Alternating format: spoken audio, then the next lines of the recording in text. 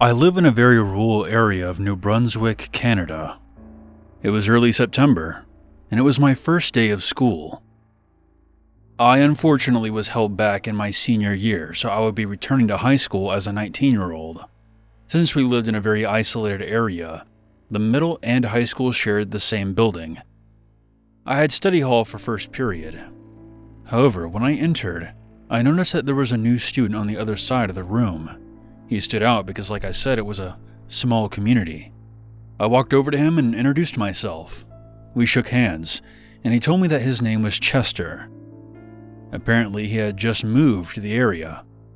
Being the friendly Canadian that I am, I showed him around the school and where his next class was. As I was giving him a tour, I noticed that he seemed a bit off. He began to ask me questions. At first, they seemed harmless, like how long I had been there, or where a certain classroom was. But then, he began asking me some questions that seemed odd.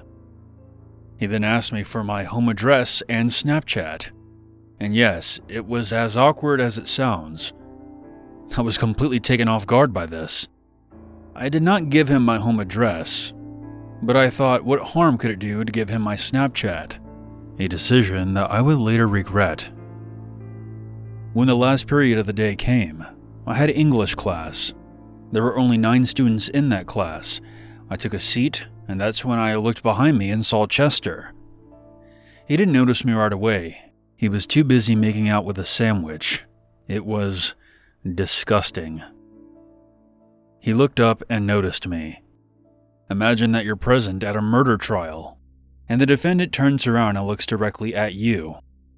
That should give you an idea of how uncomfortable I felt. He then gestured for me to walk over to him. Class was about to start, so I just ignored him. 5 minutes later, I look up from my book, and I notice that Chester is now staring daggers at me. The look in his eyes was predatory. He must have saw me as the next sandwich he was going to devour. Again, he gestured for me to walk over to him. Fuck that noise. I know an underwear-sniffing weirdo when I see one. I ignored him and continued reading my book. Then my phone pinged. It was a Snapchat message. Of course, it was from Chester. "Follow me." I replied, "We're in the middle of class right now." He got it from his table and asked the teacher if he could use the bathroom. He then walked out into the hall. I wanted to see why he wanted me to follow him. So, about 5 minutes passed, and I asked the teacher if I could use the bathroom as well. When I exited the classroom, I saw that Chester was about 50 feet away, walking very slowly.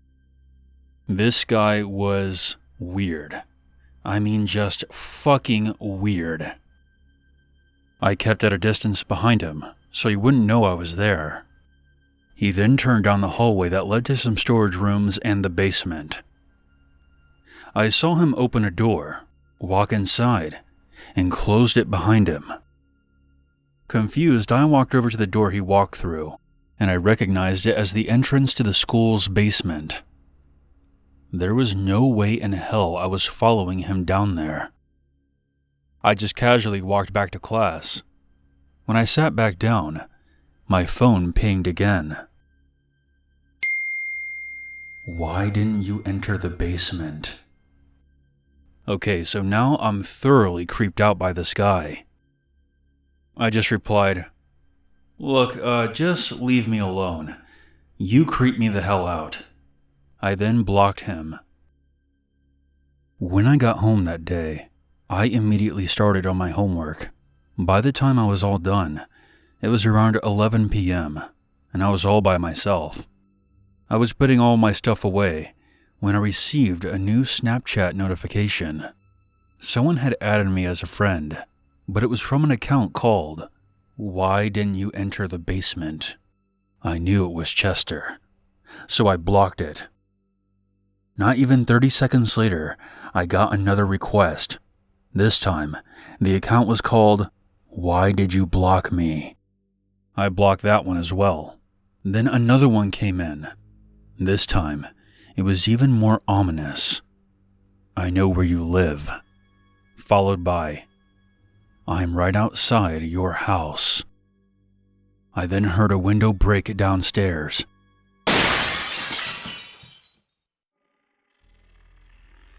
I immediately called the cops and told them what was happening. The operator said to find somewhere to hide and lock the door. I hung up and went into the hallway closet.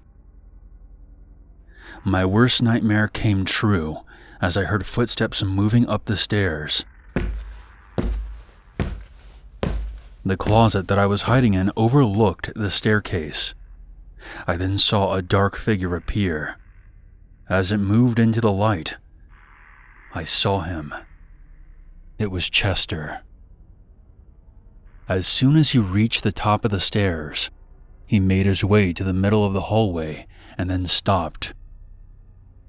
He then looked directly at the closet I was hiding in.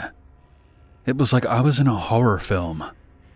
I didn't want to freak out and give away that I was hiding in that closet, so I retreated further in, concealing myself behind some thick winter coats. Chester then opened the door and peered inside. He couldn't seem to find the light switch and eventually gave up. After moving from room to room, I heard his footsteps descending back down the stairs.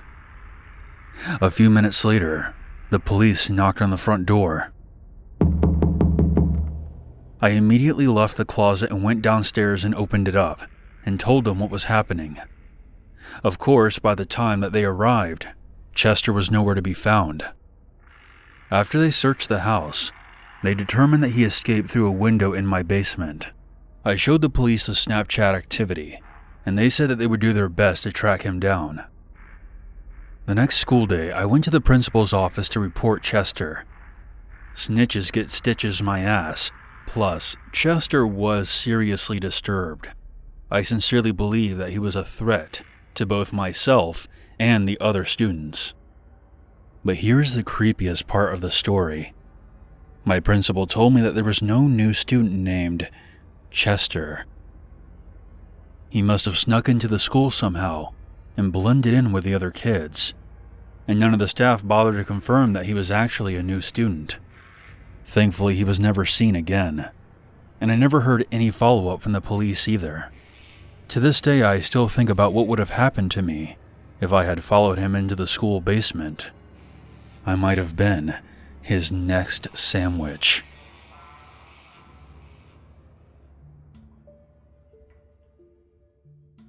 In early September, I started my senior year of high school.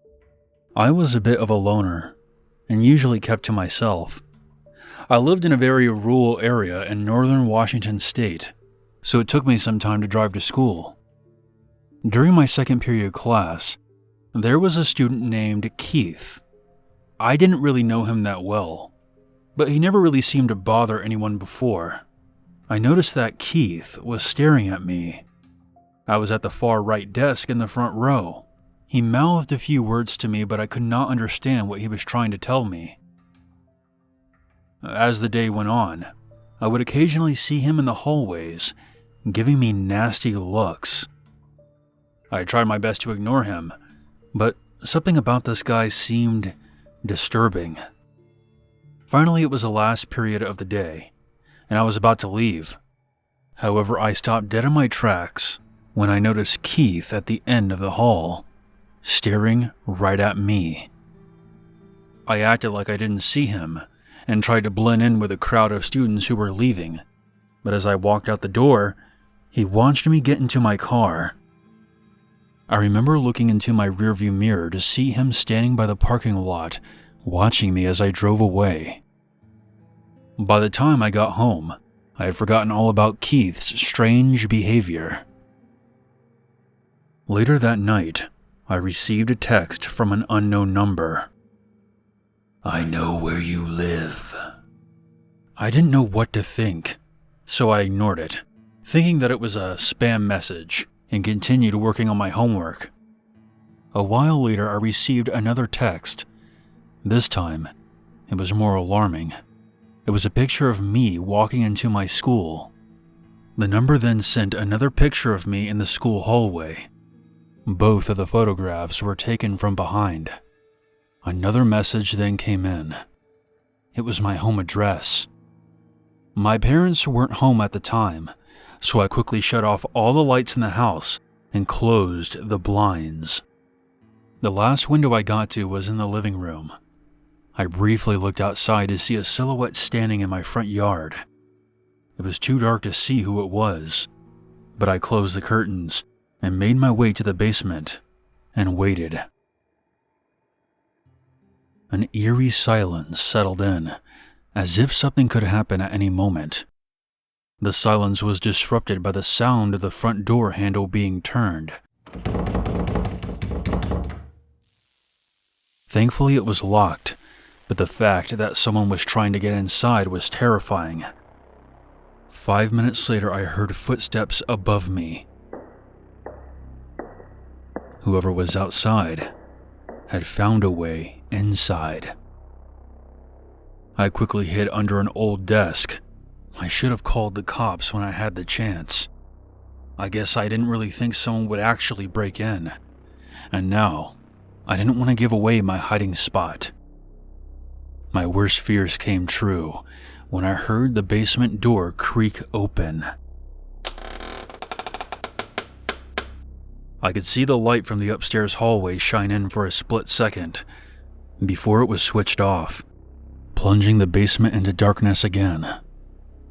It was now silent and pitch black. I then heard a voice speak. It was Keith. "I know you're down there. I can see you. Come out now." I didn't know if he was bluffing, so I didn't move. He then slowly walked down the stairs and made his way around the room. I could hear him knocking things over and getting closer and closer. He then stopped directly in front of the desk. My heart was pounding a mile a minute. All went silent again, until Keith spoke. "Well, I gave you a chance to make this easy, but now you've really pissed me off." At this point, my eyes adjusted to the dark, and I could see that Keith was holding a hammer in his right hand. Without thinking, I sprung out from under the desk and shoved Keith, sending him backwards, and then made a beeline to the basement stairs. "You fucking bitch! I'm going to kill you!" I heard something flying across the room and smashing into the old TV by the staircase. I would later find out that he threw the hammer. As soon as I got upstairs, I slammed the basement door shut and locked it, then ran out the front door. "Let me out!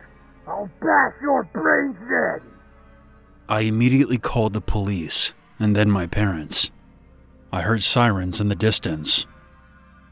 When the cops pulled up, I told them that he was locked inside the basement. When they entered the house and opened the basement door, Keith was gone. He escaped by smashing out a window.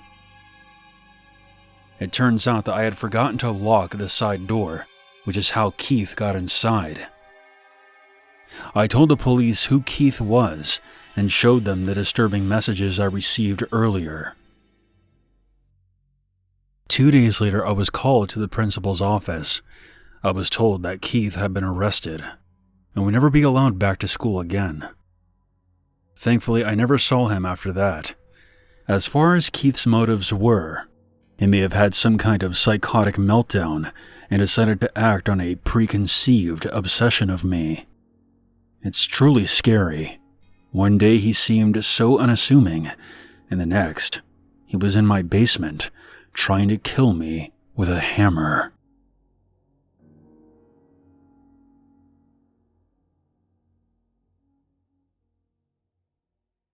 There's always a reason to be afraid.